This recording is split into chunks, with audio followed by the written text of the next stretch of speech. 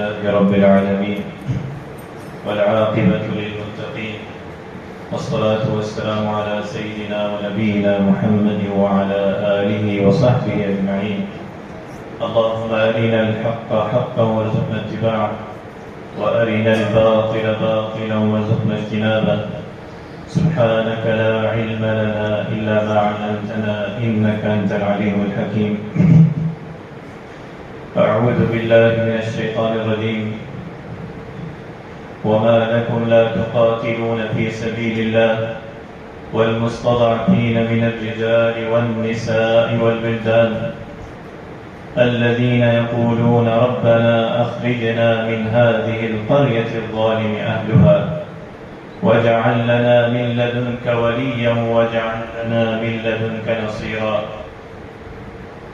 وقال الله تبارك وتعالى يا أيها الذين آمنوا ما لكم إذا قيل لكم انفروا في سبيل الله استثقلتم إلى الأرض أرضيتم بالحياة الدنيا من الآخرة فما متاع الحياة الدنيا في الآخرة إلا قليل.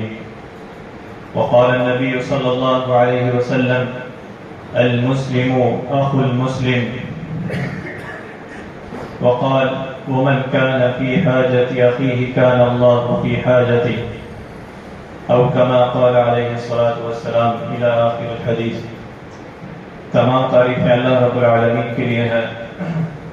اللہ رب العالمین کے فضل و کرم سے اس کی توفیق سے اور اللہ رب العالمین کی بے پناہ نعمتوں کے ساتھ ہم آج اس مبارک گھڑی میں اللہ رب العالمین کے گھر میں حاضر ہوئے ہیں اور ہم اللہ رب العالمین کا جتنا شکر ادا کریں کہ اللہ تبارک و تعالیٰ نے ہمیں عافیت دی، صحت دی، ایمان دیا اور رہنے کو گھر دیا، ملک دیا، امن دیا. اس پر ہم اللہ رب العالمین کا جتنا شکر ادا کریں اس کا حق ادا نہیں کر سکتے. اور شکر کی ادائیگی یہی ہے کہ ہم جو چیز اللہ رب العالمین نے دی ہے ہم اس چیز کو اس طرح استعمال کریں جس طرح اللہ رب العالمین نے حکم دیا ہے. جان دی ہے، مال دیا ہے، ملک دیا ہے. اللہ رب العالمین نے سب سے بڑی دولت اسلام ایمان کی دی ہے. نبی صلی اللہ علیہ وسلم کا امتی بنایا ہے. آج امت مسلمہ مسلمان بیت المقدس میں فلسطین میں جس حال میں ہے آپ تمام حضرات جانتے ہیں کہ کس طرح ان پر ظلم و ستم ہے. اہل فلسطین، اہل غزہ یہ مسلمانوں کی سرزمین ہے. یہ وہ مبارک سرزمین ہے جس میں انبیاء علیہ السلام نے اور اس کے بعد انبیاء علیہ السلام نے نماز ادا کی. مسجد اقصی میں نبی کریم صلی اللہ علیہ وسلم نے نماز ادا کی اور اس کے بعد فتوحات کی. آپ علیہ السلام کے بعد آپ کے صحابہ نے اس میں فتوحات کی. یہ مبارک سرزمین جس پر آج ظلم و ستم ہے، بربریت ہے اور دشمن نہ انسانیت کا خیال ہے، نہ انسانوں کا خیال ہے، نہ عورتوں کا خیال ہے، نہ بچوں کا خیال ہے.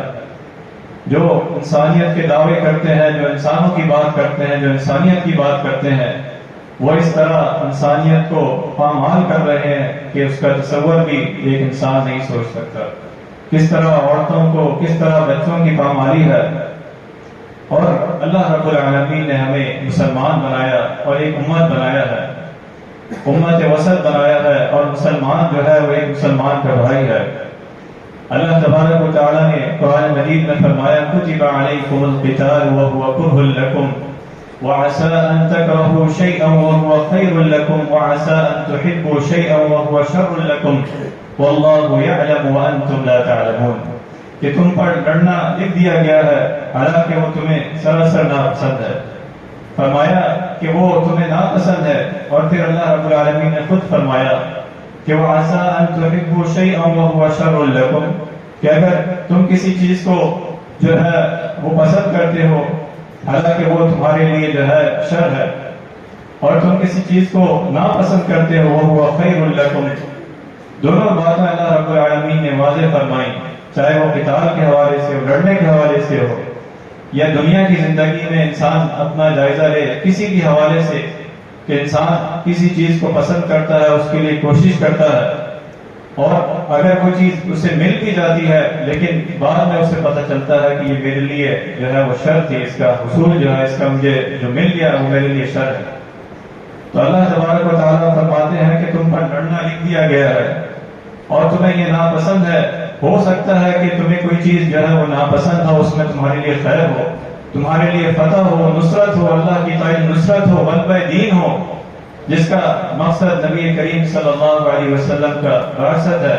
فرمایا هو الذی ارسل رسولہ بالہدی ودین الحق لیظہرہ علی الدین کلہ، کہ اللہ تبارک و تعالی نے نبی علیہ السلام کو مبعوث فرمایا کہ وہ ان کی دعوت جو ہے وہ غالب آ جائے، پوری دنیا میں ان کی دعوت جو ہے وہ پھیل جائے، لیظہرہ علی الدین کلہ ولو کرہ المشرکون، چاہے وہ کوئی ناپسند کرے، کسی کو وہ گوارا ہو نہ ہو، قبول ہو یا نہ ہو۔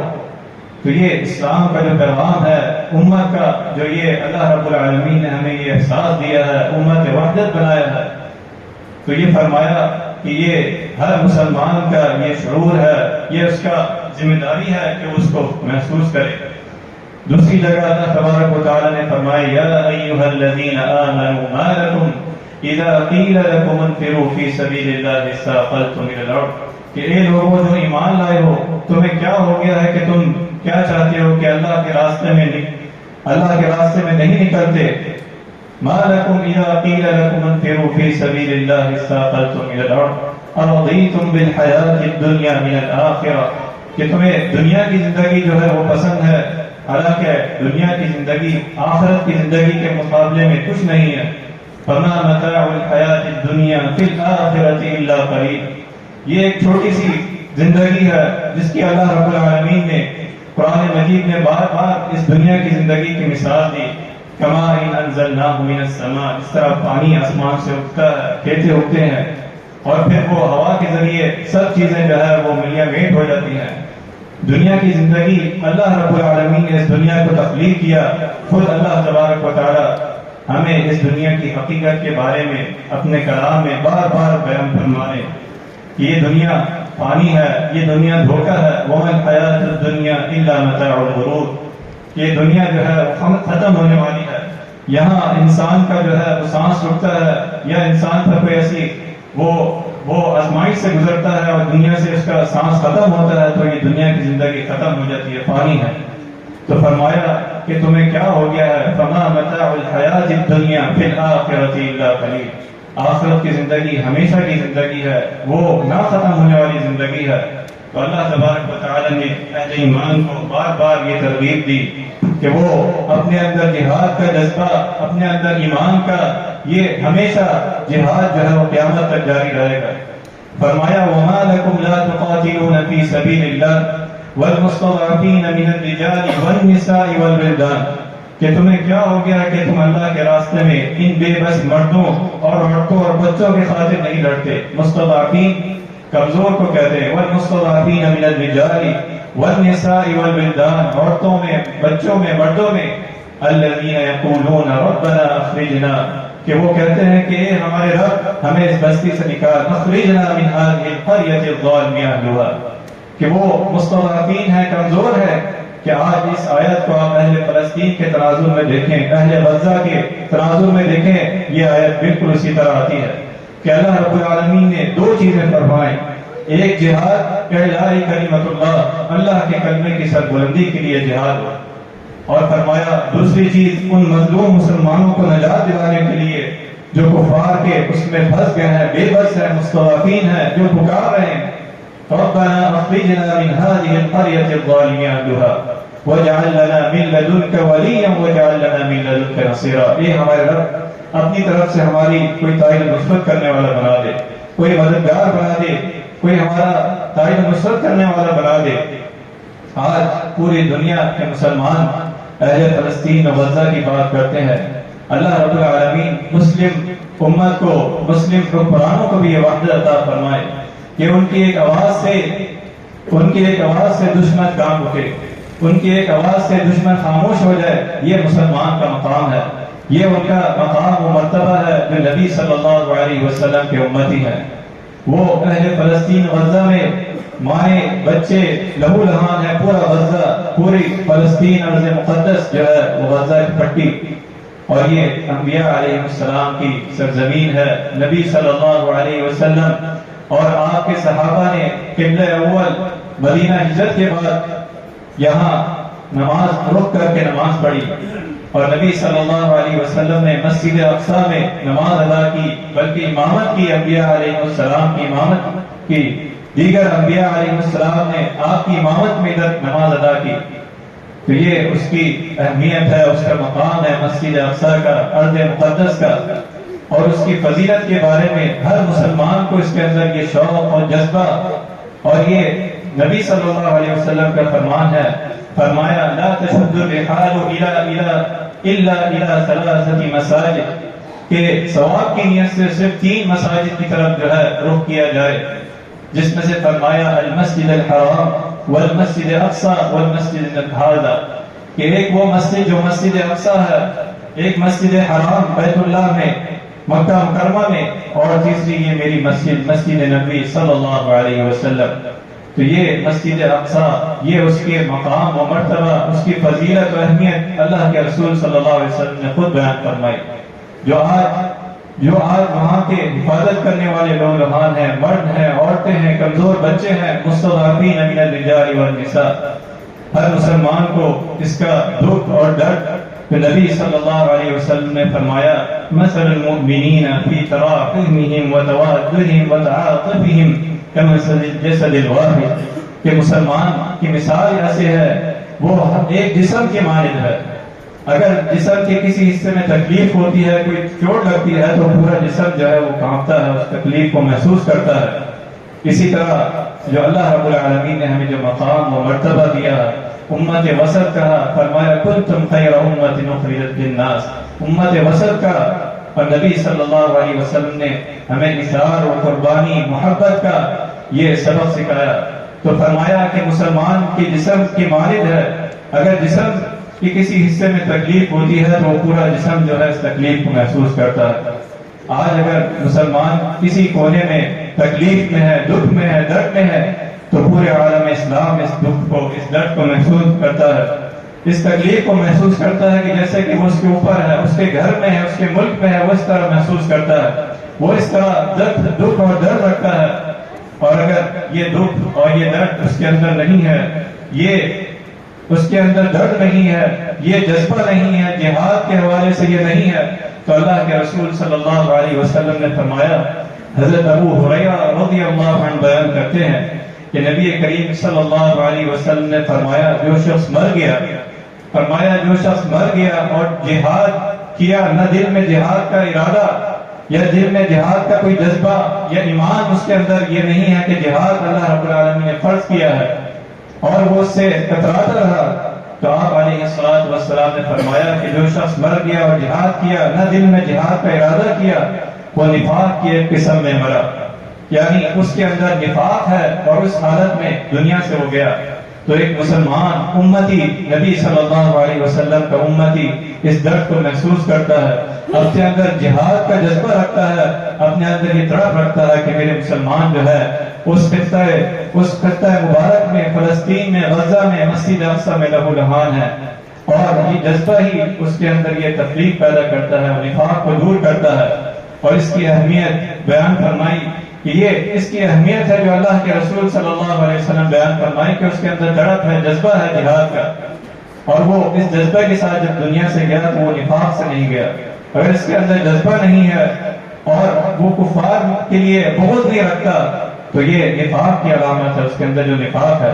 تو فرمایا کہ وہ ایک جسم کی جو مانند مثال ہے، فرمایا انصر اخاک ظالما او مظلوما، آپ علیہ الصلوۃ والسلام نے فرمایا کہ تم اپنے مسلمان بھائی کی تائید و نصرت کرو، اس کی مدد کرو، ظالم ہے یا مظلوم ہے۔ تو پوچھا گیا کہ ہم مظلوم کی تو مدد کریں گے، ظالم کی کیسے مدد فرمائیں؟ تو اللہ کے رسول صلی اللہ علیہ وسلم نے فرمایا اس کو روکو کہ وہ مظلوم پر ظلم نہ کرے، اپنی وحدت کا ثبوت دو، ایک یکجا ہو جاؤ۔ مسلمان جو ہے وہ ایک جسم کی مانند ہے، وہ ایک جسم کی، ایک امت کی مانند ہے، جو اللہ کے رسول صلی اللہ علیہ وسلم نے ہمیں ایک امت کا سبق دیا، وحدت کا دیا، اثار اور جذبہ قربانی کا دیا۔ تو ہمیں اس احساس کو، اس ذمہ داری کو جو اللہ کے رسول صلی اللہ علیہ وسلم نے دیا، ہمیں محسوس کرنا چاہیے. ہمیں اپنے اندر یہ جذبہ رکھنا چاہیے، نہ صرف جذبہ بلکہ عملی طور پر ہم کیا کیا اقدامات کر سکتے ہیں. عملی طور پر ہم جہاں دعا کرتے ہیں، اور یہ دعا کی فضیلت و اہمیت ہے اللہ کے رسول صلی اللہ علیہ وسلم نے فرمائی.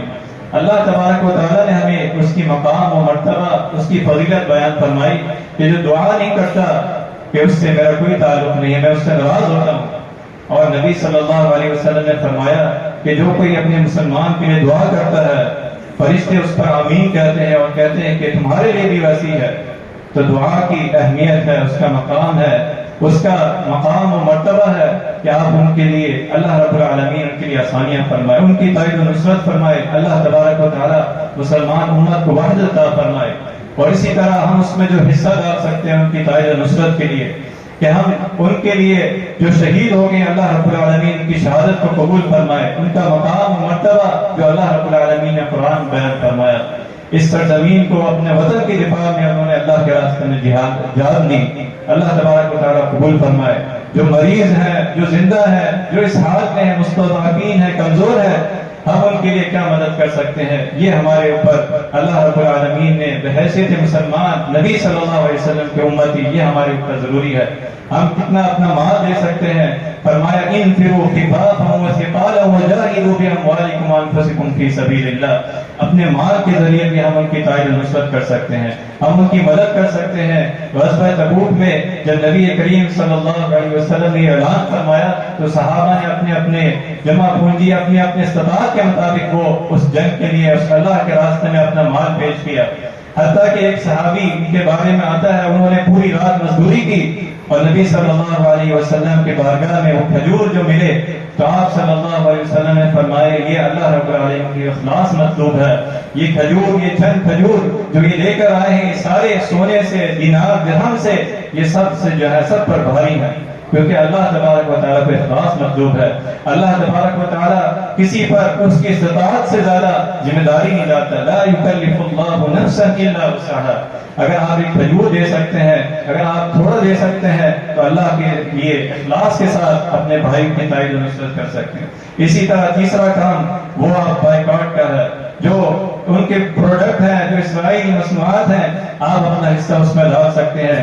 اگر آپ ایک چیز اپنے بچوں کی ذہن سازی کیجیے، اپنے آپ کو ان چیزوں سے دور رکھیے، ان چیزوں سے خرید و فروخت سے دور رکھیے. جب آپ ان چیزوں کا بائیکاٹ کریں گے تو ایک معاشی، ایک تجارتی جو ہے ان کو نقصان پہنچے گا. مسلمان امت جو ہے اس طرح وحدت کا ثبوت دے سکتی ہے کہ آپ ان کی جو ان کی چیزیں ہیں، جو ان کی ایسی چیزیں ہیں جس سے نقصان پہنچ سکتا ہے، نہ کہ یہ کسی کی اس میں بغض میں اپنی چیزوں کا بائیکاٹ کیا جائے، بلکہ دشمن کی جو چیز ہے اس کا بائیکاٹ کیا جائے. اپنے بچوں کو اس کی تربیت کی جائے کہ ہم جس طرح اپنے بچوں کو ان چیزوں کا نہیں پتا ہوتا، ہم ان کی عادت ڈالتے ہیں اور وہ اسی عادت میں، چاہے کوئی بھی چیز ہو، پیپسی ہے، کوک ہے، بچوں کو نہیں پتا لیکن وہ اس کی عادت بنتی ہے کہ گھر میں وہ چیز آتی ہے. تو اسی طرح یہ تربیت کا حصہ ہے. امت مسلمہ امت واحد ہے. ہماری ذمہ داری ہے کہ ہم اپنے مسلمان بھائیوں کی، فلسطین و غزہ کی جس طرح تائید و نصرت کر سکتے ہیں کہ ہمارا ان سے رشتہ کیا ہے. آپ سب اس میں بولیے، اہل فلسطین غزہ سے رشتہ کیا؟ سب بولیے لا الہ الا اللہ. ہمارا ان سے رشتہ کیا؟ لا الہ الا اللہ. اہل فلسطین و غزہ سے رشتہ کیا؟ لا الہ الا اللہ. اہل مسلمان امت مسلمہ کا آپس میں رشتہ کیا؟ لا الہ الا اللہ. ہم سب کا آپس میں رشتہ کیا؟ لا الہ الا اللہ. اللہ تبارک و تعالیٰ ان کی تائید و نصرت فرمائے. اللہ تبارک و تعالیٰ ہماری کوٹی کوٹی کوششوں کو قبول فرمائے. اللہ تبارک و تعالیٰ مسلمانوں کو وحدت عطا فرمائے. اللہ تبارک و تعالیٰ ہمیں ہمارے اعمال میں اخلاص عطا فرمائے. امت مسلم امت وحدت عطا فرمائے، وحدت بنائے. اللہ تبارک و تعالیٰ سے دعا ہے کہ وہ کچھ سنا ہے اس پر عمل کرنے کی توفیق عطا فرمائے. وآخر دعوانا الحمد للہ.